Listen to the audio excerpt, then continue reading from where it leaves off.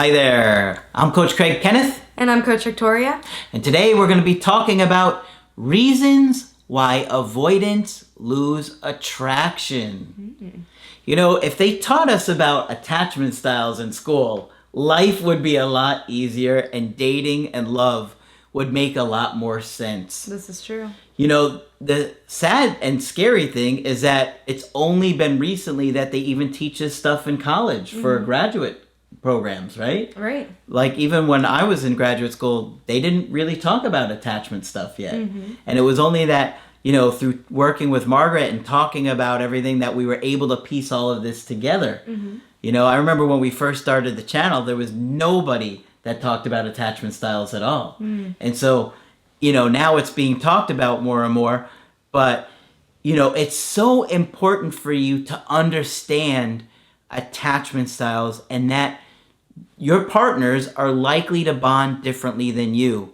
And when you understand that, it makes life much clearer and easier to navigate. Mm-hmm.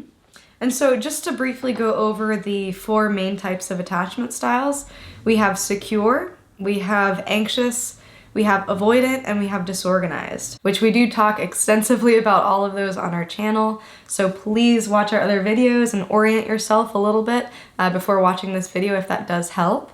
But on our channel, we see avoidant attachment styles as separated into 2 different categories. Mm-hmm. We have the fearful avoidant, and we also have the dismissive avoidant. Yeah.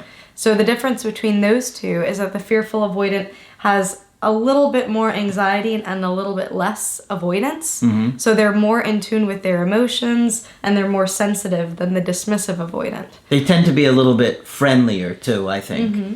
All right. So this also means that in their childhood, they received a little bit more nurture than the dismissive avoidant. Mm-hmm. So the dismissive avoidant is much more severe in the way that they suppress their emotions and the less connected they are with themselves. Yeah. And so we just want to clarify this because there are some other outlets that do find fearful avoidant as synonymous with disorganized. Yeah.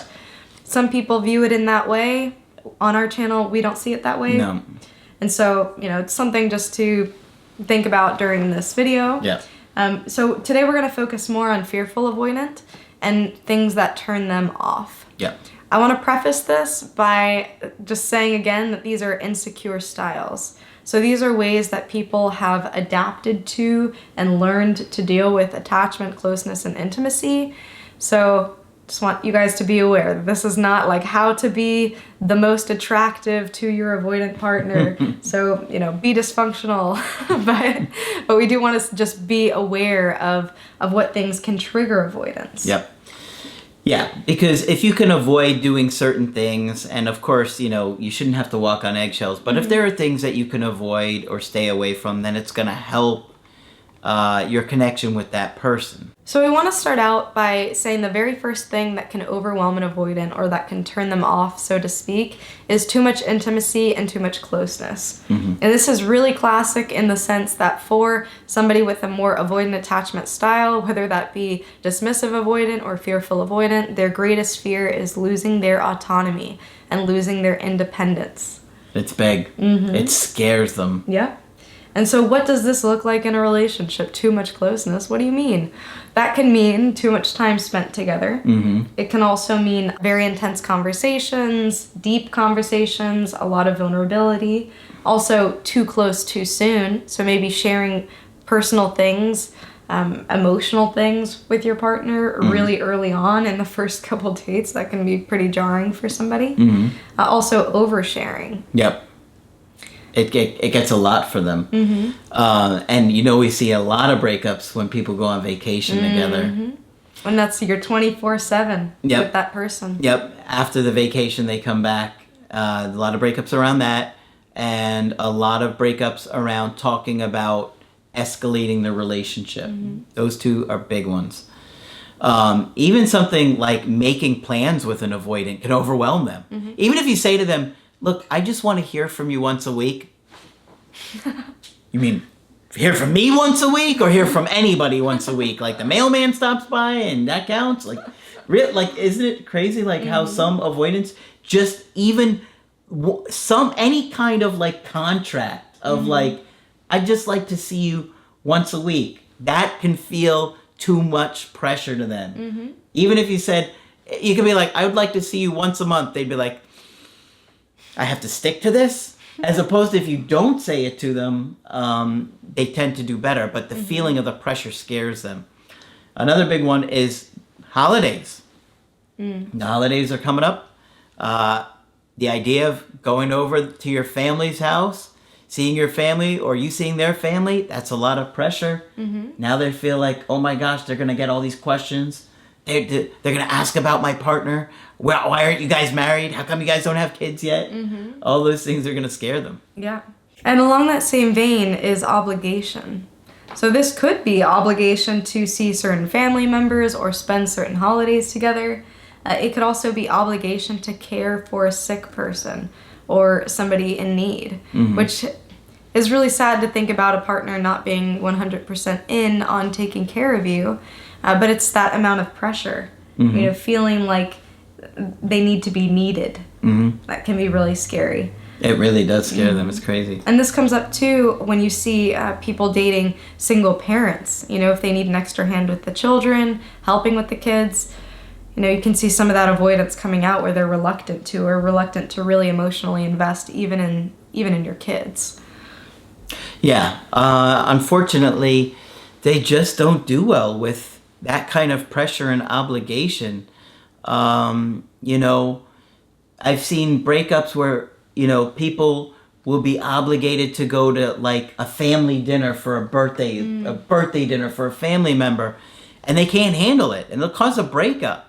I remember one case a few months ago where the woman wanted the guy to like go to her brother's birthday party, and he's like, yeah, but I have plans to see my friends that night. And she was like, but you see those friends every 2 weeks and you never see my family or rarely see my family.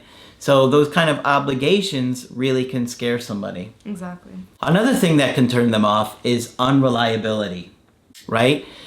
They already have a very hard time trusting anybody. So if you do anything that lines up with that, then they're going to be like, see, I knew I couldn't trust you. And it doesn't feel fair a lot of times because you could really be there for them a lot. But then this one little thing happens and they're like, I asked you to do this one thing and you couldn't do it the way that I asked you to do it. And it might have been very close, but they'd be like, and you just couldn't do it the way I asked you to. This is why I don't trust people. Then they get angry, push you away, dismiss you, lash out. Yeah. And with insecure attachment styles, a lot of people do have that confirmation bias. They're constantly looking for ways to confirm their greatest fear. So for somebody who's more anxious in a relationship, this could look like, I knew that you were going to leave me eventually. I knew that you really didn't care about me. Yeah. And for the avoidant, this could be, see, this is why I don't trust people. So it's important to be aware that this can be some of the thought processes that might be going on. Another thing that can be a big turnoff for the avoidant is being put in uncomfortable situations. So especially for the fearful avoidant, they are more likely to be people pleasers. So they will say yes to things. Later, when they're faced with the reality of having to show up, then they might change their minds. So they're more likely to bite off more than they can chew, emotionally speaking. Yep. Yeah. And so this is why it's really important to be careful with how you tread pushing forward and with making decisions with them. Yeah, pressuring them really pushes them away. And the anxious person's nature is to pressure because they want that connection. And that, it's like the opposite sides of a coin. One person wants it and the other person can't handle it. And so you have to be mindful of your own issues coming out because that pressure is going to make them want to run away. When you try and convince them to do something, especially after a breakup, you're trying to convince them to talk to you, to let's just talk about it. I thought that's the way to go. Let's just talk about it. It doesn't work because by nature, that is like the last thing that they want to feel is that obligation to have to talk about it. They may want the connection, but they can't handle it. Another big one is that fear that they might have of the relationship ending anyways. So they might quit before they get fired. That's a good one. So ultimately they are afraid and they are acting in self-preservation.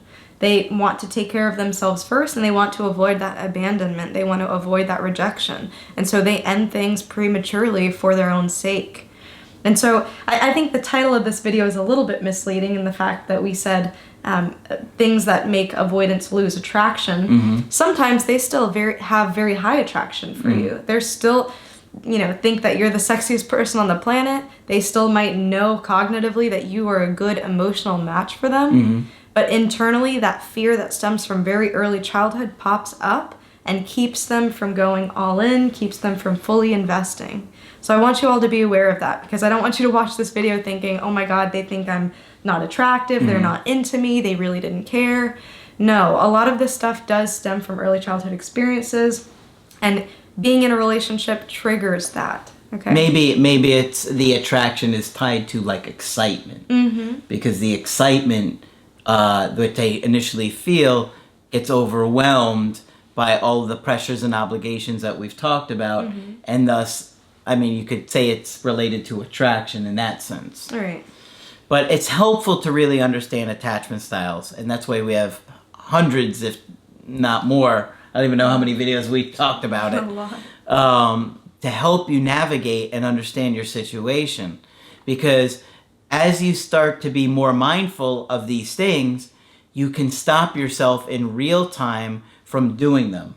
Like, you may make a mistake doing this one particular thing a bunch of times, but then you finally get to the point where you're like, oh, every time I do this, it causes this to happen to them, and then this is what happens, and then we fight, and so you stop yourself.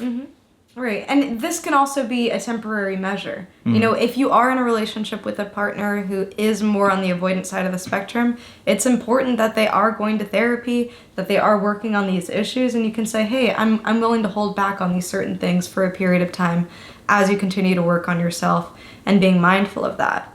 What we don't want you to do is adopt their pathology, okay? So something in their life happened. They didn't get their needs met as a young child, and so they act in a way that no longer serves them. And I want you all to realize that, because oftentimes we see an avoidant partner and we start suppressing our own needs. We think, I don't want to be overwhelming. And that oftentimes is a recreation of what we experienced in childhood. So we want you all to be very careful with this. Make sure that you are still getting your needs met, advocating for yourself, protecting yourself, and also remind yourself that you are not asking for too much, okay? Oftentimes, dating an avoidant partner, it feels like that. And so I just want you to be aware, because a lot of times we can watch these types of videos and beat ourselves up, and then I hear on calls, oh, I messed up because, I wanted to spend Christmas together. So just being aware of these things can make a big change in your connection with other people. Having the insight and the mindfulness to implement that takes a lot of emotional self-control and discipline. Doing the workbooks, doing the creative healing course, going to make a major difference in you being able to implement those things, because you've had to reflect on a lot of these questions and thinking about a lot of these issues ahead of time. But hopefully this video has been helpful to you. And of course, if you want to get our help personally, you could do that on my website, askcraig.net. I do email coaching and I do Skype. Coach Victoria is also available. I'm here if you need to talk. Just click on her name at the top of the website to schedule with her. But that's it for this video. I'm Coach Craig Kenneth. And I'm Coach Victoria. And we will talk with you soon.